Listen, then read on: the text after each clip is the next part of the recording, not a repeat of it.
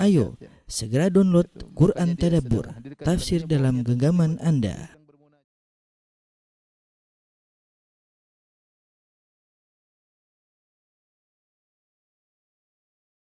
Bismillahirrahmanirrahim. Assalamualaikum warahmatullahi wabarakatuh. Alhamdulillahi ala ihsanihi wa syukru lahu ala taufiqihi wa amtinani. Asyhadu an la ilaha illallah wahdahu la syarika lahu ta'ziman li sya'ni wa asyhadu anna Muhammadan abduhu wa rasuluhu da'ala ridwani. Allahumma salli alaihi wa ala alihi wa ashabihi wa ikhwani. Para ikhwan dan akhwat, jamaah yang dirahmati Allah Subhanahu wa taala. Pada kesempatan kali ini kita akan bahas secara ringkas tentang bagian terakhir dari Al-Iman bil Yaumil Akhir, yaitu tentang Al-Jannah wan Nar, tentang surga dan neraka. Kita tahu bahwasanya setelah manusia melewati tahapan-tahapan dalam peristiwa hari kiamat, ya, sampai yang terakhir adalah sirat. Sirat adalah ujian yang terakhir, ya, dan yang paling mengerikan, ya, sebagai ujian penentu. Oleh karenanya para anbiya mereka berkata ketika itu, Allahumma sallim sallim, ya Allah selamatkan dan selamatkan. Masing-masing nabi mendoakan umat mereka masing-masing. Sementara sirat dibentangkan di atas neraka jahanam, adakku minas sya'ar wa ahaddu minas saif, lebih tajam daripada pedang, lebih tipis daripada rambut. Ya, tidak ada yang bisa menyelamatkan seorang kecuali amal solehnya. Ya, kecuali amal solehnya. Maka dilewatilah oleh kaum muslimin, ya. Ketika kaum muslimin melewati sirat, maka mereka terbagi menjadi 3 golongan, ya. Najin musallam, yang pertama yang selamat. Yang kedua najin makdus, yang kedua selamat tapi terluka-luka. Yang ketiga mukardas, yaitu yang terjungkal dalam sirat, ya. Terjungkal dalam sirat, ya. Adapun yang pertama, yang najin musallam, yang selamat, maka ini mereka orang-orang hebat. Ada yang tidak terkena luka dengan besi-besi yang ada di samping sirat sama sekali, karena di samping sirat ada kalalib, besi-besi tajam yang siap mencabik-cabik orang melewatinya. Maka mereka pun bertingkat-tingkat. Ada yang cahaya yang mereka miliki setinggi gunung, ada cahaya yang menerangi mereka seperti pohon korma, sesuai dengan kadar iman masing-masing. Kemudian kemampuan mereka untuk menyeberang sirat juga berbeda-beda. Ada yang kalbarq, seperti cahaya secepat kilat, cepat sampai. Ada yang karihil mursalah, seperti angin yang berhembus. Ada yang ka'ajawidil khail, seperti kuda-kuda yang berlari dengan kencang. Ada yang seperti rikab, seperti onta-onta. Dan ada yang tertatih-tatih. Ada yang tertatih-tatih, ya, sampai merangkak-rangkak akhirnya sampai ke surga. Di antara mereka yang kedua, yang selamat tapi terluka. Selamat tapi terluka, yaitu maksudnya ketika mereka lewat, tubuh mereka tercabik-cabik oleh besi-besi tajam, kalalib wa khatatif, hasakah, yaitu nama-nama besi-besi tajam yang ada di sekitar sirat, mencabik-cabik tubuhnya, terluka, tetapi dia selamat. Artinya dia dibersihkan dosa-dosanya di atas sirat, karena dosa-dosanya tidak mengharuskan dia masuk neraka, tapi cukup diazab di atas sirat. Namun akhirnya dia selamat. Yang ketiga, yaitu yang terjungkal dalam neraka jahanam, yang dosa-dosanya membuat dia akhir terjungkal dalam neraka jahanam. Setelah manusia semua yang berhasil lolos sampai setelah sirat, maka mereka dikumpulkan di suatu jembatan yang namanya Qantarah. Disitulah mereka dikumpulkan, kemudian dikisos satu dengan yang lainnya. Kata Syekh Utsaimin rahimahullah, yaitu dikisos antara kaum mukminin untuk menghilangkan kedengkian, kejengkelan yang masih tersisa dalam dada mereka, ya, yang masih belum selesai tatkala di padang mahsyar. Maka mereka harus dibersihkan agar mereka mau surga dalam kondisi dada-dada mereka bersih. Sebagaimana firman Allah Subhanahu wa taala, "Wa naza'na ma fi sudurihim min ghillin wa naza'na ma fi sudurihim min ghillin tajri min tahtihimul anhar. Wa qalu alhamdulillahilladzi hadana li hadza wa ma kunna linahtadiya laula an hadana Allah." Maka kami pun cabut kedengkian, kejengkelan, kedongkolan dari hati-hati mereka. Bersihlah. Ya, semua hal yang berkaitan dengan penyakit hati Allah cabut dari orang-orang yang akan masuk surga.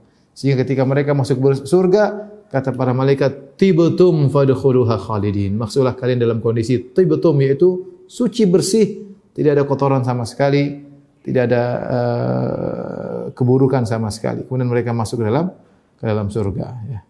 Inilah penghujung daripada kisah manusia. Kata Allah Subhanahu wa taala, fariqun fil jannah wa fariqun fis sa'ir. Di antara mereka ada yang sekelompok masuk surga dan sekelompok masuk neraka. Dan tidak seorang pun dari kita yang tahu kita termasuk kelompok yang mana. Semoga Allah Subhanahu wa taala merahmati kita semua, memaafkan dosa-dosa kita, menghapuskan dosa-dosa kita sehingga kita bisa selamat ke surga Allah Subhanahu wa taala. Oleh karenanya sekarang waktunya kita berjuang dan berjuang. Ketika ada seorang datang kepada Al-Imam Ahmad rahimahullahu taala, ya. Dia datang kepada Imam Ahmad, kemudian dia bertanya kepada Imam Ahmad, ya. Dia mengatakan, "Mata ya yajidul abdu ta'mar roha." Jadi dia mengatakan, "Ya Abu Abdullah qasadtuka min Khurasan as'aluk." Wahai Abu Abdullah, wahai Imam Ahmad, aku datang dari jauh-jauh dari Khurasan, datang kepada engkau di Baghdad untuk bertanya kepada engkau. Kata Imam Ahmad, "Sal, tanyalah." Sudah safar jauh-jauh. Pertanyaannya sangat sederhana, "Mata yajidul abdu ta'mar roha?" Kapan seorang bisa merasakan istirahat? Kapan dia istirahat? Maka Imam Ahmad berkata, "Inda awali qadamin yadha'uha fil jannah." Tatkala dia meletakkan kakinya yang pertama kali di surga, itu saatnya dia istirahat. Kalau kakinya sudah masuk di surga, selesai. Sudah tidak ada lagi keletihan, tidak ada lagi kekhawatiran, tidak ada lagi semua keletihan hilang seketika itu ketika seorang meletakkan kakinya di surga. Selama kita belum meletakkan kita di surga, maka hidup ini ujian. Di atas muka bumi ujian, di alam barzakh di ujian, di padang mahsyar lagi lebih dahsyat ujiannya. Seorang menghadapinya dengan penuh kesabaran, ya. Dan Rasulullah SAW menyatakan dalam hadis, "Huffatil jannatu bil makarih, wa huffatin nar bi syahwat." Sungguhnya surga diliputi dengan perkara yang dibenci dan neraka diliputi dengan perkara yang dicintai oleh syahwat. Ini isyarat bahwasanya masuk surga harus melakukan hal-hal yang dibenci, yang syahwat tidak suka, jiwa tidak suka. Kalau masuk neraka, silakan melakukan hal-hal yang dicintai oleh syahwat. Mudah, tinggal mengumbar pandangan, tinggal ngomong seenaknya, tinggal jalan seenaknya, tinggal menghamburkan uang seenaknya, langsung direct masuk ke neraka jahanam. Tapi kalau masuk surga, perjuangan. Tidak boleh ini, tidak boleh anu, tundukkan pandangan, jaga mulut, jaga tulisan, jaga hati, ya, perjuangan. Sementara mulut ingin berkata-kata, ya, tangan ingin berkomentar, ingin menulis, lisan ingin berbicara, mata ingin terlepas melihat apa yang dia sukai, telinga ini mendengar hal-hal yang lezat bagi dirinya, tapi dia tahan semuanya, ya. Ya, kata Allah Subhanahu wa taala, "Wa amma man tagha fa athara al-hayata ad-dunya fa innal jahima hiyal ma'wa wa amma man khafa maqama rabbih wa naha an-nafsa 'anil hawa fa innal jannata hiyal ma'wa." Adapun seorang berlebihan, ya, dan lebih mendahulukan kehidupan dunia daripada akhiratnya, fa innal jahima hiyal ma'wa, sungguhnya neraka jahanam tempat kembalinya. Wa amma man khafa maqama rabbih, adapun orang yang takut dengan agungnya Rabbnya, wa nahan nafsa 'anil hawa, dia tahan hawa nafsunya, jiwanya dia tahan untuk tidak mengikuti hawa nafsunya, ya. Fa innal jannata hiyal ma'wa, sungguhnya surga adalah tempat kembalinya. Baik, ikhwan dan akhwat, para muslim yang dirahmati Allah Subhanahu wa taala, di Oman, di Abu Dhabi maupun yang di lainnya, kita akan bicara singkat tentang al-jannah wan nar. Tentunya saya tidak akan berbicara panjang lebar, adapun panjang lebar akan saya bicarakan dalam syarah al-aqidah al-wasithiyah. Tapi maksud saya pada kesempatan ini adalah menjelaskan dengan ringkas tentang akidah tentang surga dan neraka. Baik, di antara hal yang perlu kita ketahui bahwasanya surga dan neraka, kata para ulama, maujudatan, sudah ada. Neraka sudah ada, surga sudah ada. Allah sudah menciptakan keduanya, ya. Makanya Allah mengatakan tentang neraka, wa iddatil kafirin. Allah siapkan neraka bagi orang-orang yang kafir. Tentang surga kata Allah Subhanahu wa taala, wa iddat lil ladzina amanu billahi wa rusulih. Adapun surga Allah siapkan bagi orang yang beriman kepada Allah dan rasulnya, ya. Oleh karenanya dampak dari keberadaan surga sudah dirasakan. Seperti misalnya orang tatkala dikubur dalam alam barzakh, maka diperlihatkan tempat duduknya di surga. Maka akan sampai dari angin surga sampai kepada dia. Sementara di dalam alam barzakh, entah bagaimana kita enggak tahu, ini alam gaib, kita tidak tahu. Kemudian juga arwahul mukminin, sungguhnya roh-roh kaum beriman berterbangan, ya, di surga, ya, seperti burung yang masuk ke areal surga tetapi mereka tidak bisa jasadnya belum, karena jasadnya belum dibangkitkan. Jadi mereka merasakan nikmat surga, di antaranya dengan roh-roh tersebut seperti burung berjalan-jalan di taman-taman surga. Demikian juga neraka jahanam, ya, ada dampaknya itu ketika seorang dimasukkan dalam alam barzakh, kemudian dia diadab, akan diperlihatkan kapelingannya di neraka jahanam, dan sampai kepada dia panasnya dari angin neraka jahanam sampai kepada dia sementara dia berada dalam alam barzakh, dalam alam barzakh. Dan Rasulullah SAW pernah diperlihatkan tentang neraka jahanam, sebagaimana Rasulullah SAW juga pernah diperlihatkan tentang surga. Jadi surga dan neraka sudah ada, ya. Adapun sifat-sifat surga,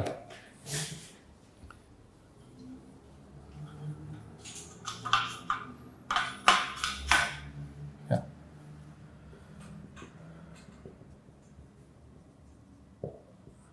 Sifat-sifat surga, ya, ditinjau dari nama, ya, nama surga, ya. Nama surga banyak, ya, namanya Al-Jannah.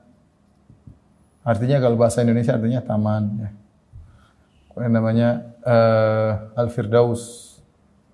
Firdaus ini kebun yang lebat dengan berbagai macam, ya, buah-buahan kebun yang lebat, taman yang lebat dengan berbagai macam tumbuhan, ya. Kemudian namanya Jannatu Aden. Jannatu Aden maksudnya kekal, Aden maksudnya kekal abadi. Ya. Kemudian namanya Jannatun Naim. Jannatun Naim, yaitu surga yang penuh dengan kenikmatan. Penuh kenikmatan. Kenapa disebut Jannatun Naim, surga penuh kenikmatan? Karena di surga semuanya kenikmatan. Makanya Allah berfirman, wa idza ra'aita thamma ra'aita na'iman wa mulkan kabira. Kalau kau melihat di surga, kau akan melihat kenikmatan. Dimanapun kita arahkan pandangan kita, isinya adalah nikmat. Dimanapun kita arahkan pandangan, melihat ke atas, melihat ke kanan, ke kiri, ke bawah, semuanya penuh dengan nikmat. Sekeliling tubuh kita isinya nikmat, dari atas, dari bawah, diliputi dengan kenikmatan. Maka disebut dengan Jannatun Naim. Disebut juga dalam sebagai riwayat Tuba. Tuba ini pendapat Ibnu Abbas, di antara nama surah Tuba. Tuba itu artinya yang terbaik, ya. Bahwasanya ini adalah balasan yang terbaik bagi seseorang. Al-Jannah, ada Al-Firdaus, ada nama juga Al-Husna, di antara nama surga Al-Husna, ya. Ini di antara nama-nama surga, ya. Adapun sifat-sifat surga, ya, tentu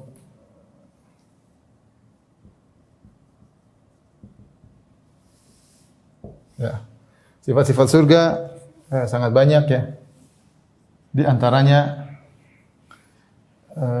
surga ditinjau dari misalnya pohonnya, ya. Kemudian ditinjau dari sungainya, kemudian dari bangunannya, ya. Ini di surga, terus luasnya surga,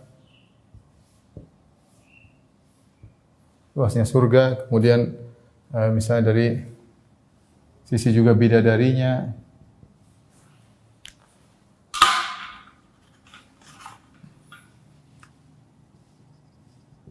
ya, banyak yang mau, dari pelayannya, kemudian dari perabotannya, ya. Terus kita juga bahas sifat-sifat penghuni surga. Sifat-sifat penghuni surga. Sifat-sifat penghuni surga. Kemudian sifat-sifat surga juga bertingkat-tingkat. Ya, kita ingin menjelaskan secara sederhana.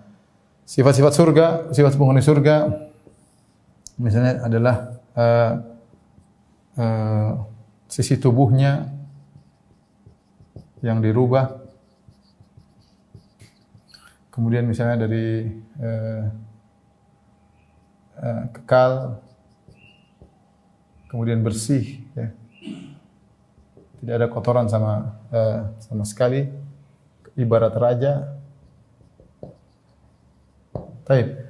Kita bicara sekarang tentang sifat-sifat surga, ya. Sifat-sifat surga, pohonnya Allah Subhanahu wa taala sebutkan tentang pohonnya, yaitu membuahkan buah-buahan yang tidak pernah berhenti. Kata Allah Subhanahu wa taala, ukuluha daim. Ukuluha daim.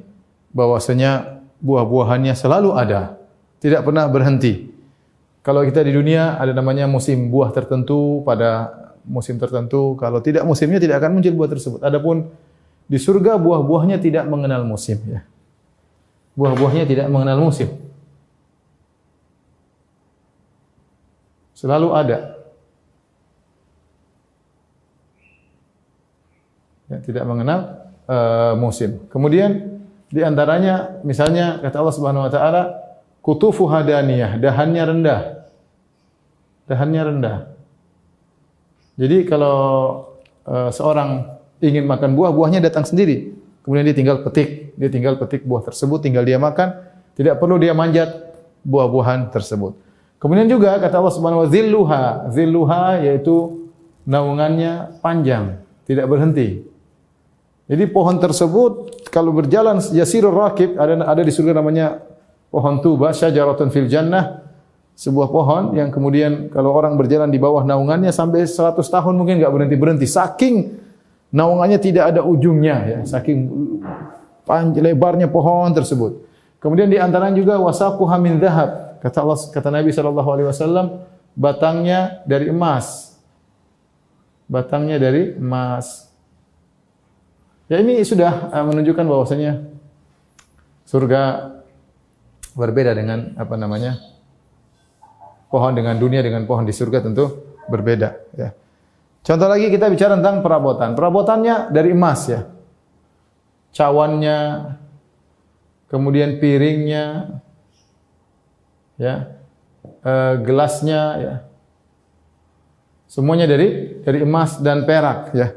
Sampai kata Allah, ya, jadi kata Nabi sallallahu alaihi wasallam, "Wala ta'kulu min aniyati dzahabi wal fiddah." Janganlah kalian makan dari piring-piring atau dari gelas dari emas dan perak. Kenapa? Kata Nabi sallallahu alaihi wasallam, "Aniyatu ahlil jannah." Karena piring dan gelas perak itu adalah untuk di surga. Oleh kita tahu bahwasanya cawan, piring, gelas semuanya di surga terbuat dari emas dan perak. Bahkan dalam sebagian ayat kata Allah Subhanahu wa taala tentang cawan surga, kata Allah Subhanahu wa taala, qawarira min fiddatin. Kata Allah, qawarira min fiddatin. Yang artinya apa? Gelas dari perak. Yang kita tahu namanya gelas itu bukan dari perak, gelas dari kaca. Dan namanya kita tahu gelas itu bening. Gelas itu bening. Perak enggak bening. Namanya perak, dia logam, dia pasti tidak bening. Tapi Allah kabarkan dalam surga, ternyata gelas dari perak, peraknya bening, bisa kelihatan isi dalamnya. Ini tidak ada unsurnya di dunia sekarang ini. Yang dia perak tapi dia bening, tapi di surga nanti ada. Tapi kita bicara tentang sungainya, ya. Sungainya, maka Nabi SAW mengatakan, fiha anharun min ma'in ghairi asin. Sungai air segar. Wa anharun min laban lam taghayyar ta'muh. Dari sungai air susu. Wa anharun min khamrin ladzatil lisyaribin. Dari sungai dari khamar. Kemudian wa anharun min asali musaffa. Dari madu yang murni.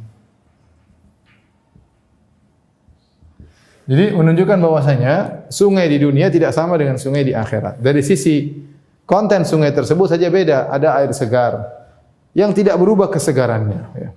Kemudian air segarnya kayak apa? Allah alam bisawab. Kemudian lihat dari air susu. Air susu pun sungai isinya air susu. Ya, di dunia tidak ada. Seorang kalau mandi susu harus bayar mahal. Tapi di surga ada sungai dari air susu. Kemudian juga ada sungai khamar. Khamar, bayangkan. Sungai isinya khamar. Kemudian ada sungai isinya madu yang murni, yang tidak tercampur dengan kotoran-kotoran. Kemudian Allah Subhanahu wa taala, Nabi dalam sebagian salah mengatakan sungai mengalir tanpa lubang. Anharun tajri min ghairi ukhdud. Mengalir tanpa lubang. Tanpa khandak, tanpa parit ya.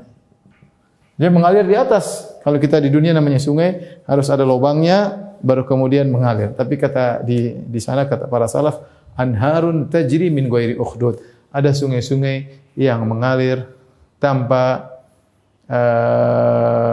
ada lubangnya. Kemudian juga di sungai ada sungai selain sungai ada mata air, uyun. Mata-mata air ya, ini juga banyak ya. Yufajjirunaha tafjira, sungai mata air dikeluarkan terserah seorang penghuni surga misalnya ingin mata air keluar di depan rumahnya maka keluar mata air yang begitu indah. Dia ingin jalan kemudian ingin keluar mata air di mana dia tunjuk bisa keluar mata air. Entah bagaimana urusan Allah Subhanahu wa taala. Tapi kita bicara pelayannya. Pelayannya Nabi sallallahu alaihi wasallam sebutkan sifat pelayannya adalah anak kecil atau remaja. Anak-anak kecil. Kemudian giat tersebar. Kemudian putih ya. Putih kulitnya. Seperti kata Allah Subhanahu wa taala, "Wa yatufu 'alaihim wildanun mukhalladun." Berkeliling di sekitar mereka para pelayan-pelayan yang mereka wildan, anak-anak kecil. Kenapa anak kecil? Karena kalau pelayan orang tua enggak enak diperintah, apalagi sudah tua, apalagi sudah om-om aja kalau disuruh diperintah enggak enak. Maka Allah ciptakan pelayan tersebut yang kecil yang mereka kalau diperintahkan sangat mudah. Selain itu mereka tersebar di mana-mana. Kata Allah Subhanahu wa taala lu'lu'an mansura. Engkau akan melihat mereka seperti apa? Wa yatufu 'alaihim wildanun mukhalladun idza ra'aitahum hasibatahum lu'lu'an mansura. Kalau kau melihat mereka kalian menyangka seperti permata yang tersebar. Kalau kita punya mutiara kita sebar ke sana sini berhamburan. Nah, mereka seperti itu anak kecil sana sini melayani, membawa minuman ini apa yang diinginkan, bawa makanan, benar-benar pelayannya seperti itu. Kemudian putih. Kata Allah Subhanahu wa taala, "Wa yatufu 'alaihim ghilmanun lahum ka'annahum lu'lu'um maknun." Sungguhnya berkeliling di sekitar mereka pelayan-pelayan yang mereka ka'annahum lu'lu'um maknun seperti mutiara yang tersimpan dalam cangkangnya. Jadi putih bersih. Anak tersebut putih bersih. Kata para ulama, jika pelayannya saja putih bersih, tidak terkontaminasi dengan kotoran-kotoran apapun, putih bersih apalagi raja yang dia layani, apalagi penghuni surganya. Jadi pelayannya aja luar biasa. Bangunannya kata Nabi sallallahu alaihi wasallam, labinatun min dzahab labinatun min fiddah. Itu bata emas, bata perak. Semennya dari al-miskul adfar, semennya misik. Ya, kemudian turbatuh za'faran, tanahnya za'faran. Za'faran. Kemudian nasba'uha kerikilnya dari apa? Kerikil dari permata. Ya, ini ciri-ciri bangunan ada di surga. Batanya terbuat emas, kata Nabi, labinatun min fiddah, terbuat dari emas. Emasnya emas apa? Wallah, tidak sama dengan emas dunia. Labinatun min zahab, labinatun fiddah, dari zahab dari emas, min fiddah dari perak seperti wa milatuha milkul asfar, bangunan yang menempel di antara keduanya terbuat dari minyak misik yang membuat sehingga semennya aja baunya harumnya luar biasa. Turbatu za'faran, tanahnya sangat lembut seperti za'faran. Tahu za'faran kalau kita ambil sangat tipis kemudian harum. Tanahnya za'faran. Kemudian hasba'uha lu'lu wal marjan. Adapun kerikilnya terbuat dari mutiara dan intan berlian. Itulah bangunan. Kemudian di antaranya Rasulullah menyebutkan tentang suatu istana terbuat dari lu'lu'ah mujawwafah. Lil mu'min fiha baitun min lu'lu'atin wahidatin mujawwafatin. Kata Nabi, seorang mukmin di surga mendapatkan suatu istana yang terbuat dari mutiara raksasa besar, ada lubangnya di dalamnya. Lil mu'min fiha situna ahli. Ahli. Kemudian di situ ada 60 bidadari yang berada dalam mutiara besar tersebut yang disediakan oleh orang-orang yang beriman. Adapun luasnya surga, kata Allah Subhanahu wa taala, jannatin arduha samawati wal ard. Surga yang luasnya langit dan bumi. Langit dan bumi, luasnya langit dan bumi ya.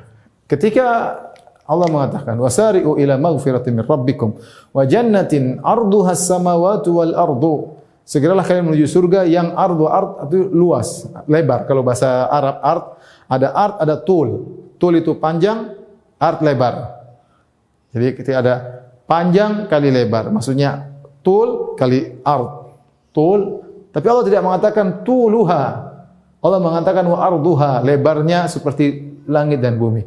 Kata para ulama, bagaimana lagi dengan panjangnya? Bagaimana lagi dengan panjangnya? Oleh karenanya surga itu sangat luas. Surga itu sangat luas. Kemudian surga bertingkat-tingkat, tidak sama. Surga bertingkat-tingkat. Dalam satu hadis Rasulullah menjelaskan tentang tingkatan surga bagi orang yang berjihad di jalan Allah. Kata Nabi sallallahu alaihi wasallam, "Inna fil jannah mi'ata darajatin a'addaha lil mujahidin fi sabilillah." Sungguhnya di surga ada 100 tingkatan Allah siapkan bagi orang yang berjihad di jalan Allah Subhanahu wa taala. Untuk spesial mujahidin saja ada 100 tingkat. Jadi Allah detail tatkala mengklasifikasikan para penghuni surga sampai untuk jihad saja yang kita lihat amalannya terbatas, ternyata Allah bisa membuat klasifikasi sampai 100 tingkat. Tentu dibedakan jihad yang berjihad dengan harta dan nyawa.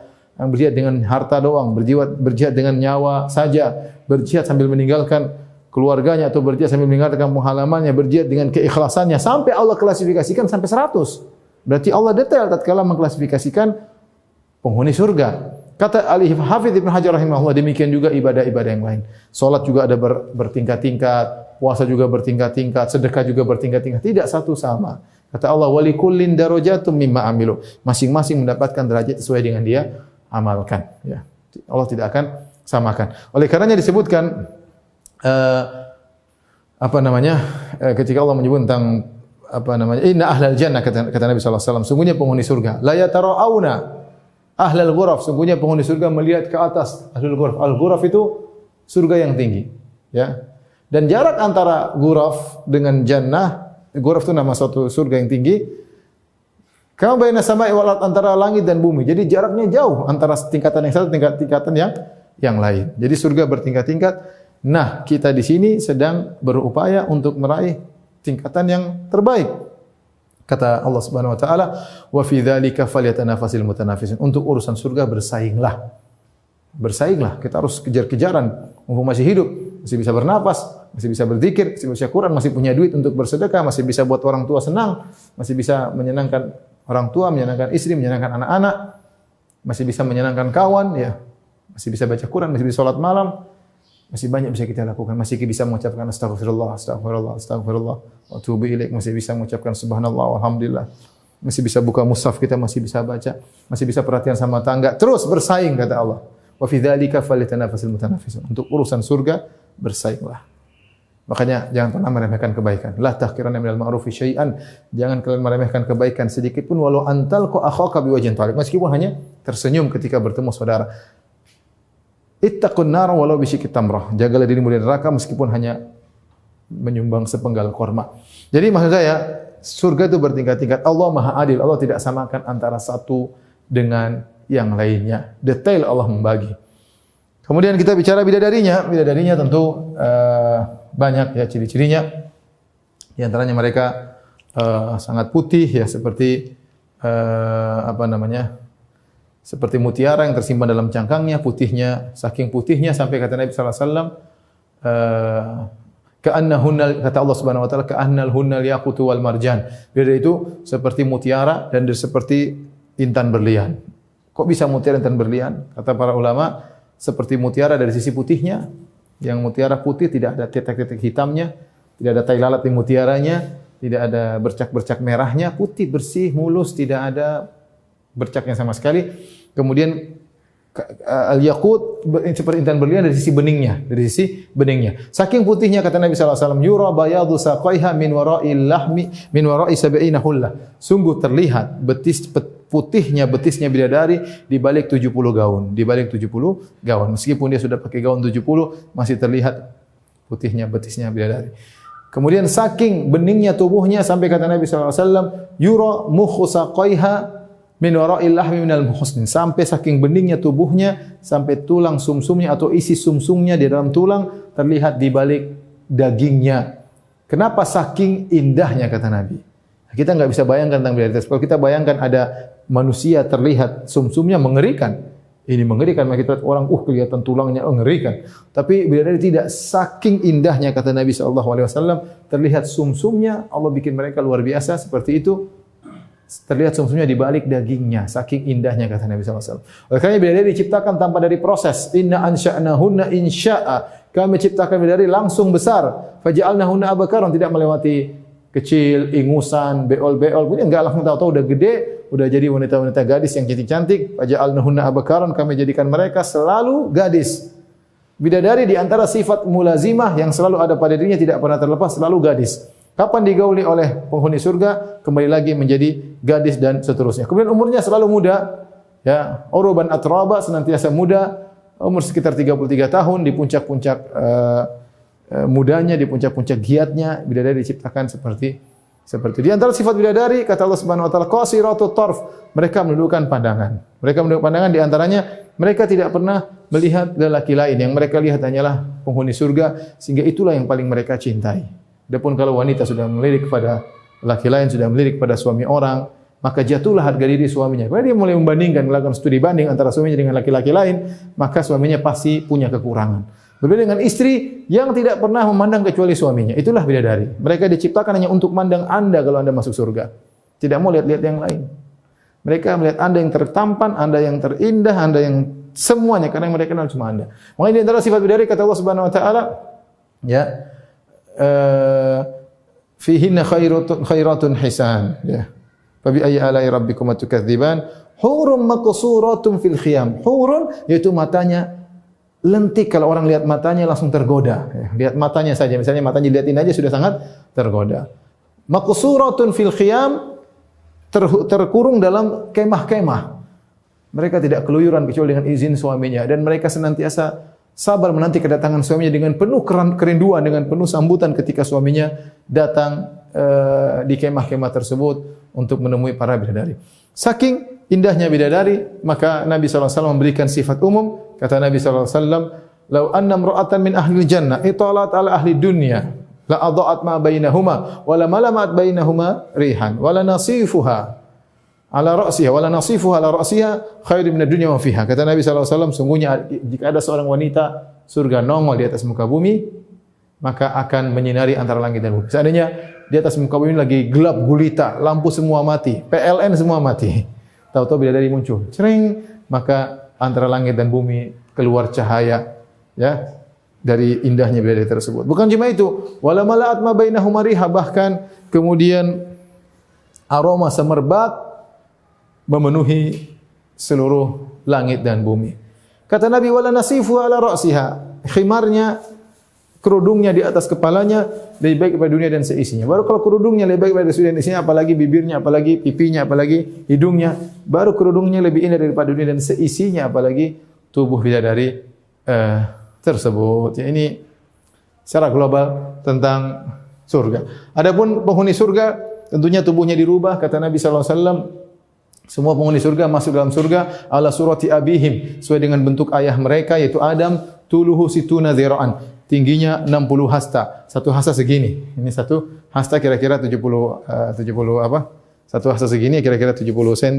Kalau 60 kira-kira 50 meter. Kira-kira 50 meter tinggi penghuni surga. Kemudian pertama kali mereka masuk, wujuhum kal qamar, seperti rembulan, jadi tampan.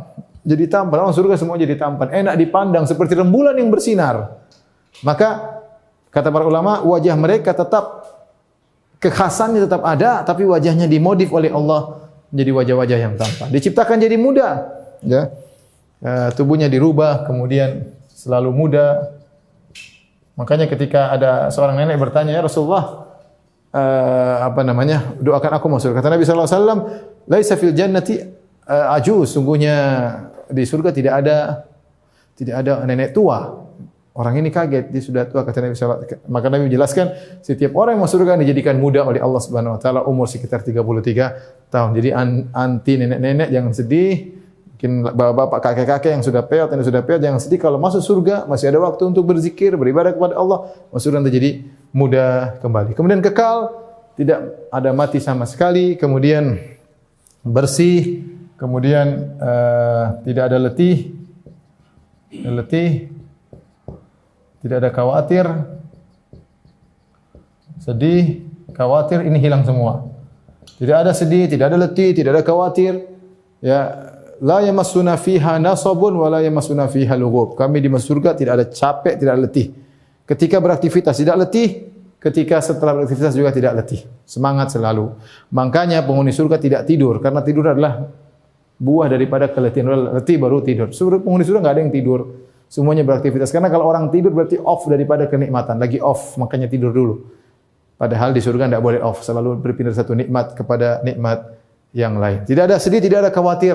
Inilah ciri penghuni surga, senantiasa bahagia dan mereka ibarat raja. Bagaimana tidak seperti raja? Ternyata kekuasaan mereka, kata Nabi dalam satu hadis, Allah berkata kepada penghuni surga, "Fa innalaka mithlud dunya, fa innalaka mithlad dunya wa asyrata amsalihha." Sungguhnya kau punya kekuasaan di surga seperti dunia, bahkan 10 kali lipat. Seorang punya kekuasaan dunia 10 kali lipat seperti dunia, di surga luar biasa, benar-benar raja, bukan raja-rajaan. Dan semuanya tunduk kepada dia punya bidadari banyak, dia punya anak buah banyak, dia punya istana banyak.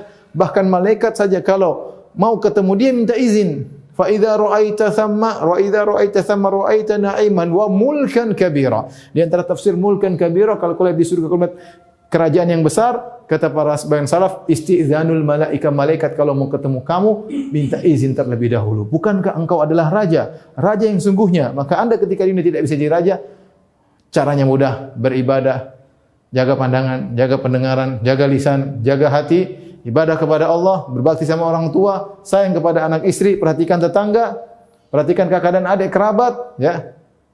Bayar zakat, sedekah, insyaallah jadi raja di akhirat. Ini tentang surga, tolong dihapus. Kita akan bicarakan neraka secara global juga insyaallah taala. Baik, ikhwan dan akhwat yang dirahmati Allah Subhanahu wa taala, adapun kita bicara neraka tentunya perkara yang sangat mengerikan, ya. Kalau di surga Allah memberikan kenikmatan yang di luar khayalan kita, di neraka sebaliknya Allah memberikan azab di luar daripada khayalan kita. Makanya kata Allah Subhanahu wa taala, "Fa yauma idzil la yu'adzibu 'adzabahu ahad." Maka pada hari itu tidak ada yang menyiksa seperti siksaan Allah. Wala yusiku wathaqa'u ahad. Tidak ada yang membelenggu seperti belenggunya Allah. Mengerikan. Kita membayangkan siksaan sehebat apapun, seperti kalau kita bicara katanya PKI menyiksa dengan itu masih kecil, enggak ada apa-apanya. Mau kita bayangkan sesadis-sadis apapun, mungkin kulit dirobek, dikasih air jeruk dan macam-macam, tidak akan menyamai bagaimana siksaan Allah Subhanahu wa taala.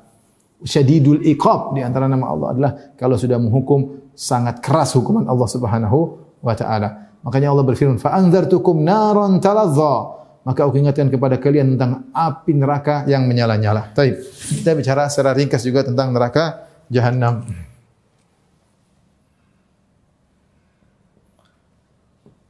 Di antaranya nama-namanya, ya. Nama neraka banyak. Di antaranya Al-Jahim, ya. Di antaranya Jahannam, ya. Di antaranya Ladha, Al-Ladha. Al-Jahim, Jahannam maksudnya api atau yang sangat dalam. Ladha artinya api yang menyala-nyala. Kemudian di antaranya Saqar. Saqar artinya yang la tadar yang kalau sudah mengenai suatu tidak akan menyisakan, tidak namanya neraka Saqar, ya. Kemudian Sa'ir, ya. Sa'ir itu api yang sangat panas. Di antara nama neraka Jahannam namanya Al-Hawiyah. Ya, Al-Hawiyah yang kalau orang masuk neraka dalam bunyi terjatuh, jatuh ke bawah. Karena neraka dalam Al-Hawiyah. Wa ma adraka ma hiya narun hamiyah, ya. Itu nama-nama neraka. Kemudian An-Nar yaitu api. Ini semua nama-nama yang mengerikan. Tapi kita bicara sifat-sifat neraka.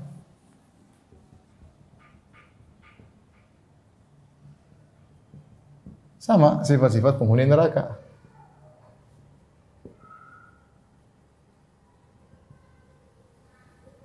Adapun sifat-sifat neraka, maka dari sisi apinya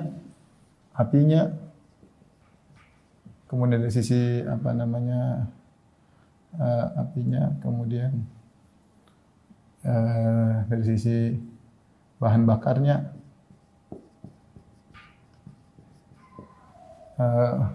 kemudian dari sisi pintu-pintunya, kemudian antaranya makanannya, minumannya, kemudian siksaan batinnya, ya. Adapun sifat penghuni neraka sama, tubuhnya dirubah, kemudian kekal abadi, ya.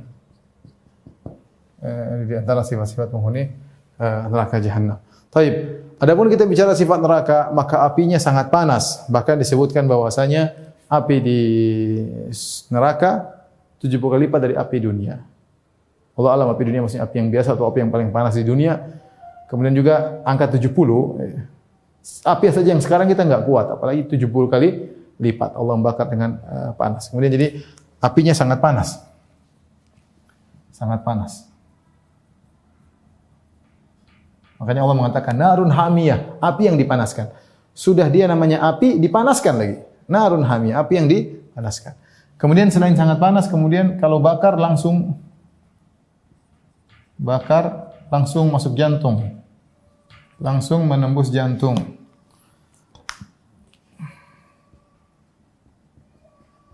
Menembus jantung, ya. Kata Allah, allati tattali'u 'alal afidah. Kalau bakar langsung menembus jantung. Beda kalau api dunia kalau kita bakar bagian luar dulu kebakar baru bagian dalam. Adapun api neraka tidak. Begitu dia bakar langsung luar dalam. Begitu bakar manusia langsung luar dalam saking panasnya api tersebut. Kemudian api tersebut juga menyerang dari atas bawah. Dari atas bawah. Mengepung. Kata Allah, ahata bihim suradikuha, bahwasanya nyala apinya mengepung mereka, tidak bisa keluar, semua isinya api. Dhulalum minan nari wa min tahtihim dhulal. Kata Allah bagi mereka, dhulalum minan nari min fawqihim dhulalum minan nari, dari atas mereka tumpukan-tumpukan api, bukan satu lapis api banyak.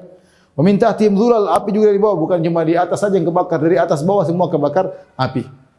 Dari atas bawah semua dibakar oleh api, ya. Apinya mengepung dari atas dan bawah. Dan ini menunjukkan dahsyatnya api neraka jahanam. Bahkan asapnya, Allah sebut tentang asapnya juga mengerikan, ya. Dzi thalathi syu'ab la dhalili wa la yughni minal lahab. Apinya, asapnya, kalau namanya asap kita kan atau apa kita khayalkan tentang keteduhan. Tidak, asapnya sangat panas seperti wadus gembel.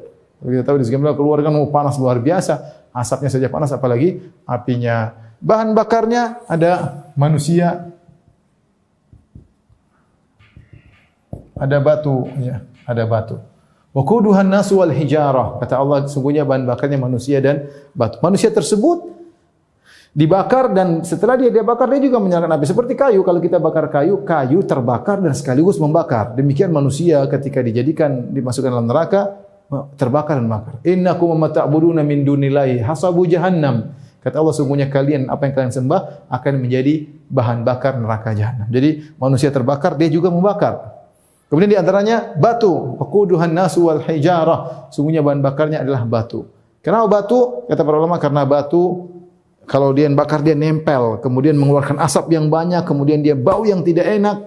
Jadi selain dibakar dengan api, dibakar dengan batu. Ya. Pintu-pintunya kata Allah, laha sab'atu abwabin likulli babin minhum juz'un maqsum. Ada 7 pintu, masing-masing pintu sudah ditentukan siapa yang masuk dari pintu-pintu tersebut. Jika masuk kemudian ditutup pintu tersebut, kata Allah, fi amadin mumaddadah. Kemudian pintu tersebut tutup, dikasih gembok dengan amad. Amad itu maksudnya tiang-tiang yang panjang sehingga orang tidak bisa keluar. Dan masuk itu sudah selamat jalan. Ya, di situ disiksa. Kemudian makanannya, ada minuman. Di antara makan ada namanya zakum. Zakum, kata Nabi sallallahu alaihi wasallam, "Law anna qatratan minaz zakum qatarat ala ahli al-ardi la afsadat alaihim ma'aishahum. Seandainya ada satu tetes buah zakum turun ke atas muka bumi, maka semua kehidupan manusia akan rusak. Bagaimana lagi? Fa kaifa biman la yakunu ta'amuhu, ya. Biman yakunu ta'am. Bagaimana dengan orang yang dia bukan cuma dapat tetesannya, tapi dia makan buah tersebut, ya. Nabi menggambarkan kalau ada tetesan dari buah zakum jatuh ke atas muka bumi, orang enggak bisa hidup saking baunya. Saya sering sampaikan ibarat seorang dalam rumah, kemudian ada makanan, ada AC semuanya, tapi ada bangkai tikus 10. Baunya dia enggak bisa hidup dengan tenang dengan bangkai tikus tersebut. Sama seperti zakum. Zakum itu baunya sangat tidak enak. Bagaimana kalau dimakan? Di antara makannya adalah wa ta'aman dza gussah. Ta'aman dza gussah itu makanan yang nyantol di kerongkongan. Orang makan, kita makan tulang nyantol. Bagaimana dengan makanan nyantol di sini? Enggak bisa turun, menderita sakit. Wa ta'aman dza gussatin. Kemudian di antaranya laisa lahum ta'amun illa min dhari'. Tidak ada makanan kecuali dhari'. Dhari' adalah kalau di dunia dhari' adalah semacam buah yang agak ada durinya, kalau dimakan oleh onta maka onta menjadi sakit. Di neraka ada makanan namanya dhari'. Entah bagaimana hakikatnya, tapi kalau dimakan menjadikan orang akan sakit dan menderita. Adapun minumannya ada wasuqu ma'an hamiman faqata'a ma'ahum. Maka seorang akan diminumkan dengan air yang sangat panas, yang ada panas tersebut akan mencabik-cabik ususnya dicabik-cabik, dihancurkan oleh air panas tersebut. Wa yastaghithu yughathu bima'in kalmuhli yashwil wujuh. Penghuni neraka minta dikasih air. Ketika dikasih air yang sangat panas seperti leburan logam yang sangat panas. Begitu dia minum, yashwil wujuh, wajahnya sudah terbakar dulu, kemudian dimasukkan dalam mulutnya. Di antara minum mereka adalah sadid, ya. Gislin, kata Allah, min gislin. Wala ta'amun illa min ghislin. Tidak ada makanan kecuali ghislin. Ghislin itu apa? Adalah usarati ahlin nar, yaitu air yang keluar dari tubuh penghuni neraka jahanam. Mau darahnya atau kencingnya atau apanya atau nanahnya yang bau-bau semua keluar dari tubuh mereka, dari kemuluan mereka, dikumpulkan, dijadikan minuman bagi penghuni neraka jahanam. Wal iyadzu billah, itu makan dan minumannya. Ya, kemudian siksaan batinnya. Siksaan batinnya banyak penghuni neraka jahanam. Siksaan batinnya, di antara siksa batin ternyata yang mereka sembah juga dalam neraka. Ada yang menyembah matahari, menyembah rembulan, Allah masukkan matahari rembulan dalam neraka. Yang berhala dimasukkan dalam neraka jahanam. Yang menyembah syaitan juga dalam neraka jahanam. Ini di antara perkara yang menjadikan mereka semakin pedih. Di antara siksaan batin, mereka melihat penghuni surga. Mereka ngomong, ya, wa nada ashabun nari ashabal jannati an afidhu alaina minal ma'i mimma razaqakumullah. Berkata penghuni neraka kepada penghuni surga, berikanlah kepada kami makanan dan minuman. Mereka minta. Apa kata penghuni surga? Qalu innallaha haramahum al kafir. Kata penghuni surga, ini haram bagi orang-orang kafir. Mereka tersiksa dengan melihat kenikmatan penghuni surga. Bagaimana caranya? Terserah Allah bikin visual seperti apa, tapi mereka lihat, mereka bisa ngomong sama penghuni surga. Namanya siksaan batin. Di antara siksaan batin, mereka minta diringankan, tidak diringankan. Berilah keringanan.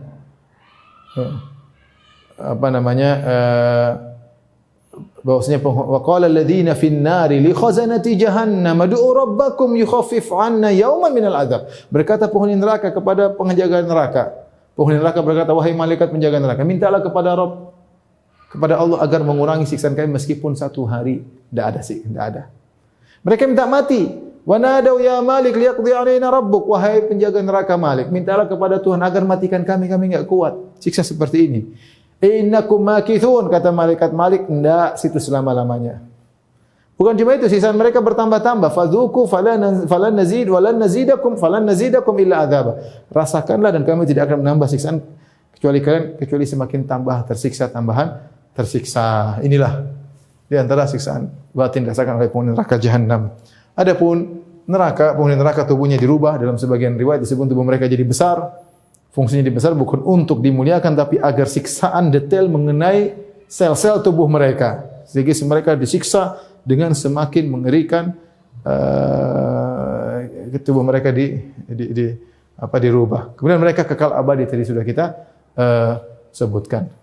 Setiap kali tubuh mereka hangus, Allah ganti dengan yang baru. Kata Allah, kullama nadijat juluduhum baddalnahum juludan ghairaha liyadzuqul adzab. Setiap kali kulit mereka hangus, Allah ganti dengan kulit yang baru agar mereka merasakan azab ini berlangsung selama-lamanya bagi orang yang kafir kepada Allah Subhanahu wa taala, yang mendahulukan kenikmatan dunia yang sementara kemudian merasakan siksaan abadi yang selama-lamanya. Wallahu taala alam bisawab. Ini yang saya sampaikan secara ringkas tentang surga dan neraka. Semoga sebagai pengingat bagi saya dan juga bagi para pendengar sekalian. Demikian aja, wabillahi taufiq wal hidayah. Assalamualaikum warahmatullahi wabarakatuh.